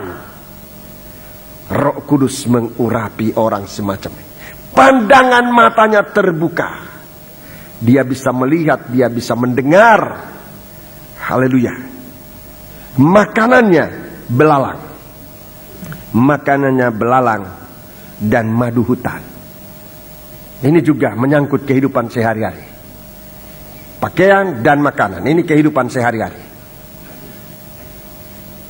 Saya sudah bicara tentang makanan, tentang pakaian. Kehidupan dalam urapan dan dalam kebenaran. Tapi makanan belalang dan madu hutan. Saya belum pernah makan belalang. Sekalipun saya suka menggembala di padang, banyak belalang-belalang, saya tidak tahu entah belalang mana yang dimakan. Di sini dikatakan belalang. Saya tidak tahu belalang mana yang dimakan oleh Yohanes ini. Tapi saya pernah tanya sama orang. Dan orang ini saya yakin dia jawab benar. Dia katakan belalang itu rasanya pahit. Kalau mau coba-coba ya, enggak apa-apa, saya kira enggak mati. Pak Abi kira-kira enggak mati kalau makan belalang? Enggak mati? Iya, Pak Abi dokter, jadi dia ragu-ragu. Dia bicara seorang dokter, harus lewat penelitian baru bisa bilang A atau B. Memang begitu seorang. Ya. Tapi saya dalam keyakinan saya kira-kira makan belalang ini tidak mati. Pak Pinati? Mati makan belalang? Oh enggak mati katanya. Itu sama dengan saya. Tidak perlu penelitian, percobaan aja coba makan. Jangan banyak-banyak. Jangan banyak-banyak. Jangan sakit perut.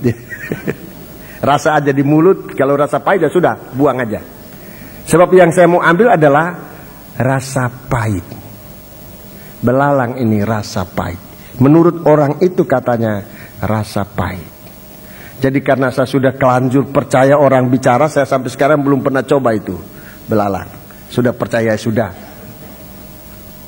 Ya, jadi di sidang jemaat saya coba tanya pada seorang ahli sama seorang awam. Saya mengambil kesimpulan, ya tidak matilah. Coba sampai di mulut aja, tidak usah telan.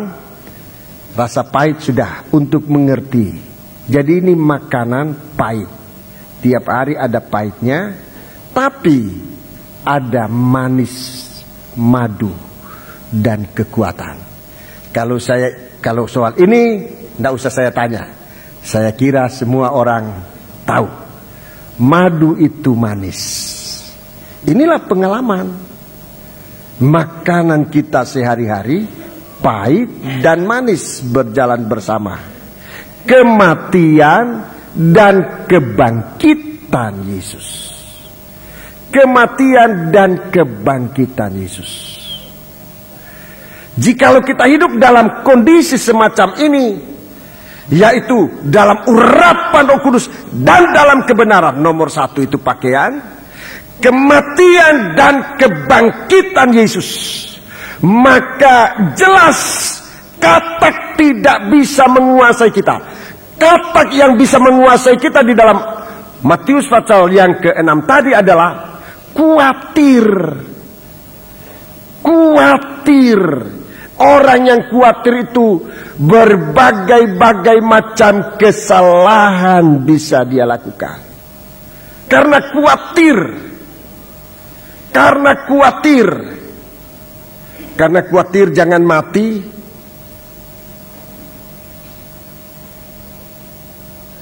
Pokoknya rasa panas, dia pikir jangan-jangan saya ini sudah kanker ini. Cari minum obat kanker, minum. Nanti besok panas lagi, jangan-jangan saya ini sudah sakit ini. Ambil obat-obat apa, makan. Karena khawatir. Banyak kesalahan. Ini baru kesalahan, belum dosa. Karena khawatir. Berapa banyak orang yang terlibat dalam banyak hal. Sampai dalam pencurian, pembunuhan, dan bahkan nanti peperangan. Peperangan nanti ini akan dipicu oleh karena rasa khawatir. Jangan-jangan dia menyerbu saya. Khawatir jangan-jangan dia menyerang saya. Lebih baik saya serang dulu. Itu nanti akan memicu peperangan yang akan dalam dunia ini. Kekhawatiran yang ada dalam hati manusia. Sampai nanti terjadi bunuh-bunuhan. Saling tidak percaya. Dalam Injil Matius ini, saudara-saudaraku, Injil Matius pasal 6 ini, karena itu aku berkata kepadamu, janganlah kamu khawatir. Khawatir ini semacam katak yang memanjati tubuh manusia. Yang membuat doa tidak bisa didengar oleh Tuhan. Sebab doa dinaikkan bukan dengan percaya, tetapi dengan khawatir. Karena khawatir berdoa. Harusnya kita percaya untuk baru berdoa. Tetapi berapa banyak kita berdoa dasarnya khawatir. Doa kita, saudara-saudaraku, berasal dari khawatir yang Rasul Yakobus mengatakan dari hati yang bercabang. Lalu berdoa. Bagaimana doa itu bisa didengar oleh Tuhan? Coba ingat, semoga saya menemukan surat Filipi. Coba dalam surat Filipi, tolong saya kalau saya tidak menemukan.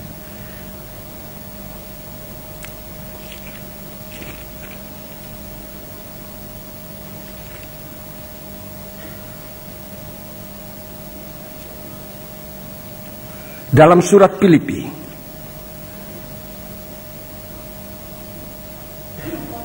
pasal 4, ya, surat Filipi pasal 4 ayat yang ke-6. Ayat yang ke-6. Pasal 4 ayat 6. Janganlah hendaknya kamu khawatir tentang apapun juga. Jangan khawatir, terus. Tetapi nyatakanlah dalam segala hal keinginanmu kepada Allah dalam doa dan permohonan dengan ucapan syukur. Iya. Jadi dalam berdoa jangan hendaknya kamu khawatir. Nyatakan kepada Tuhan. Hendaklah engkau nyatakan kepada Tuhan. Nyatakan dalam segala hal keinginanmu kepada Tuhan dalam doa, bukan dalam kekhawatiran. Dalam doa yang dengan iman. Dalam permohonan yang juga dengan iman, dalam ucapan syukur. Jangan karena khawatir.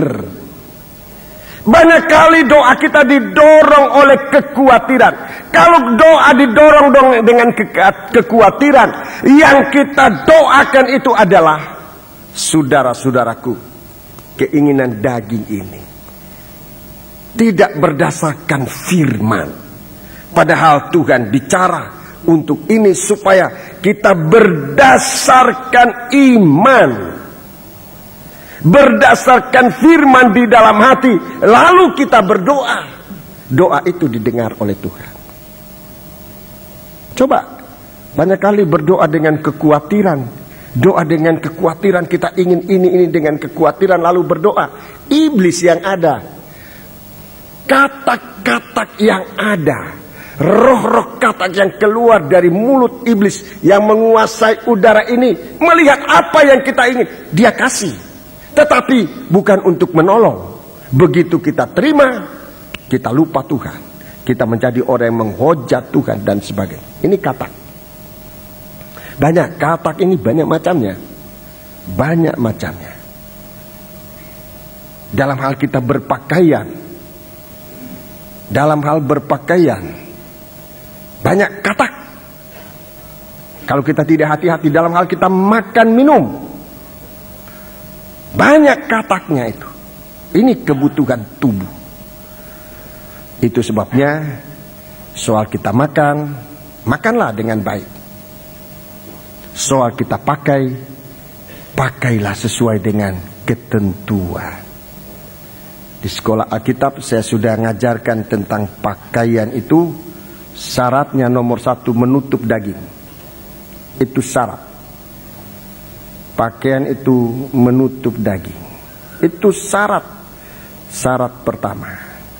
Kalau tidak menutup daging, kalau pakaian itu tidak untuk menutup daging, itu roh najis, katak itu akan memanjati. Baik kita kaum pria maupun kaum wanita sama aja. Ini katak dalam pakaian. Kalau pakaian ini tidak untuk menutup daging, pakaian itu harus benar, tepat benar memakainya. Ketiga, pakaian itu harus bersih atau suci. Itu kesucian. Saya tidak bicara terlalu jauh soal itu. Makanan juga begitu. Makanan itu untuk kebutuhan hidup. Lebih dari kebutuhan hidup. Roh najis merupakan penyakit, merupakan perbuatan-perbuatan, terutama dalam dosa seks, makan minum, kemudian mabuk dan sebagainya. Itu semua bicara tentang katak. Jadi ini mengenai tubuh. Jadi jangan sampai dalam tubuh kita ini ada tempat di mana katak ini bisa memanjati kehidupan. Inilah, dan semua ini nanti akan mengobarkan suatu api yang membakar dunia ini dengan roh peperangan, bahkan peperangan yang besar. Jadi ini baru satu raja, Raja Firaun yang saya tunjukkan tadi. Kita bisa melihat bagaimana dahsyatnya roh-roh katak ini akan pergi kepada semua raja-raja di bumi. Jalan sudah terbuka bagi raja-raja di bumi untuk menyerbu tempat di mana Tuhan menaruh anak-anak Ibrahim. Anak-anak Ibrahim, saudara-saudaraku, ditaruh dalam satu daerah yang terbatas dengan 2 sungai yang besar. Di sebelah barat sungai Mesir, di sebelah timur ada, di sebelah timur sungai Nil, sungai Efrat, di sebelah barat sungai Mesir. 2 sungai besar.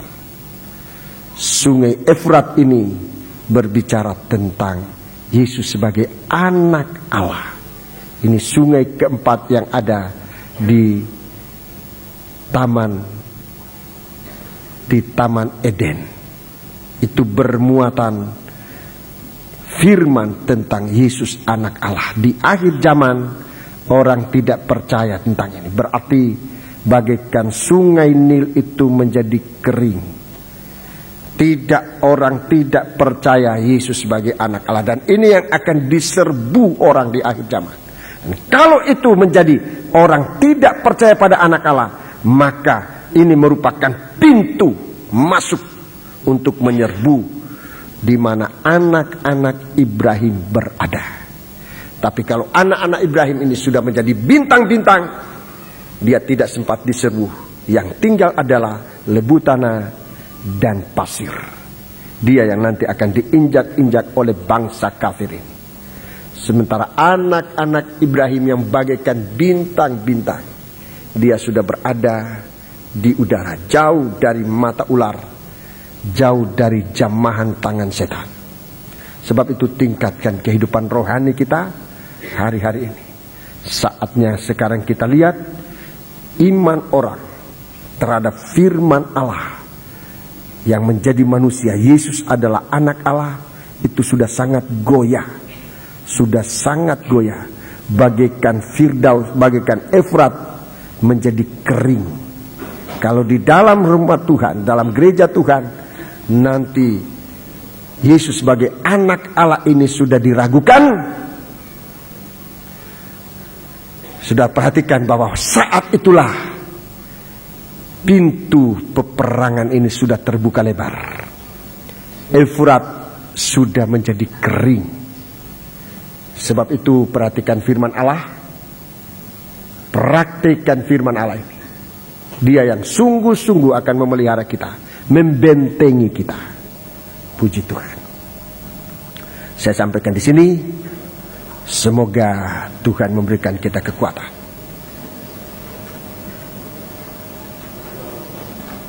Ya, mari 204 nyanyian rohani 204. Kita bangkit berdiri.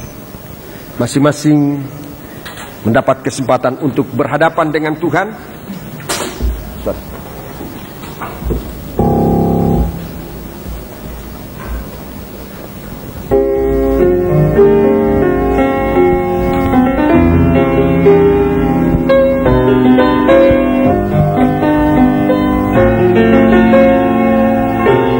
Sungguh kurasa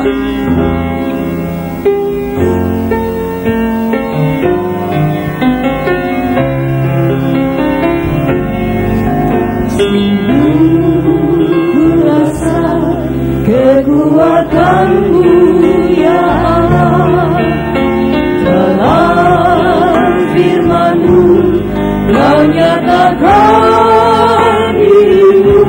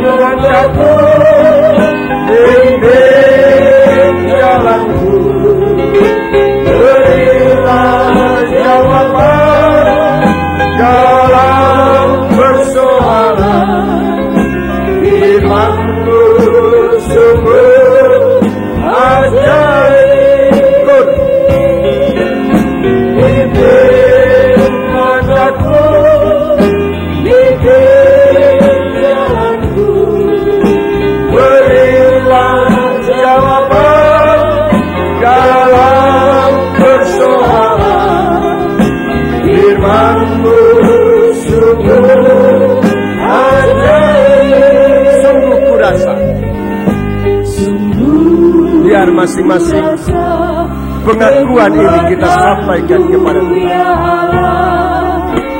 Dalam firman-Mu Kau nyatakan diri-Mu.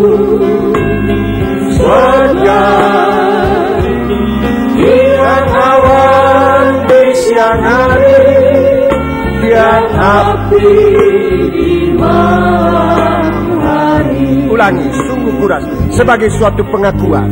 Sungguh kurasa kekuatan-Mu ya Allah. Pengakuan kita terhadap firman, suatu kekuatan gaib dari Allah, kekuatan ilahi yang nyata. Haleluya.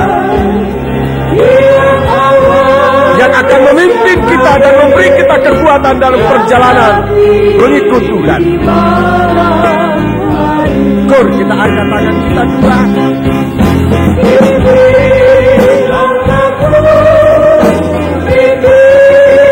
Kalau saudara merasakan dorongan Roh Kudus untuk menyembah Allah, silakan menyembah Allah dalam roh dan dalam kebenaran. Sekarang dalam permohonan, jangan ada khawatir, pimpin langkah dengan iman.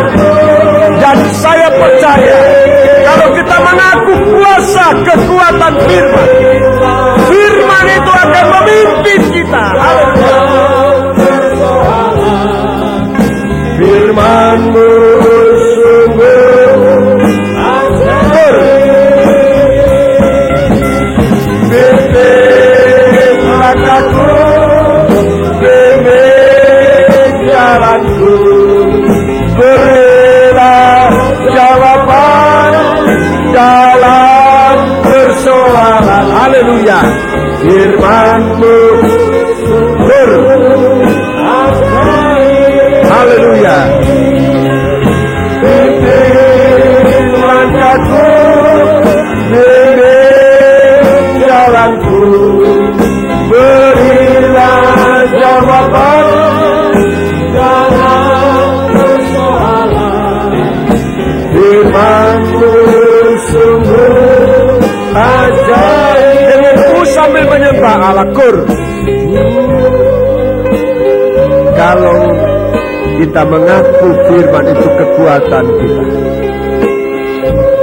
kita akan merasakan bimbingan Tuhan. Langkah kita dikuatkan oleh Tuhan. Langkah-langkah perjalanan kita, arah kita tidak akan kesasar. Haleluya. Haleluya. Haleluya. Haleluya. Haleluya. Haleluya. Haleluya. Haleluya, haleluya, haleluya, haleluya, haleluya. Terima kasih Tuhan, haleluya, haleluya, haleluya, haleluya, haleluya. Terima kasih Tuhan, Engkau sudah menyatakan diri dalam kehidupan kami, bagaikan tiang awan, tiang api, yang memelihara kami dari serbuan roh-roh najis yang telah keluar ke seluruh dunia mendapatkan raja-raja untuk menghancurkan dunia ini dengan peperangan besar pada hari Tuhan. Terima kasih Tuhan, terima kasih. Engkau tahu segala masalah yang menimpa kehidupan kami, secara pribadi maupun dalam rumah tangga kami, dalam usaha, dalam pekerjaan, dalam sidang jemaat, bahkan sampai dalam negara kami ini Tuhan. Kami tidak dapat melepaskan diri dengan kekuatan kami sendiri, tapi kekuatan daripadamu dalam firman-Mu yang ajaib, yang dapat menolong, melepaskan, membebaskan kami, agar kami benar-benar hidup bagi Dikau ya Tuhan. Terima kasih, terima kasih, terima kasih. Dalam nama Yesus kami sudah berdoa. Haleluya. Amin.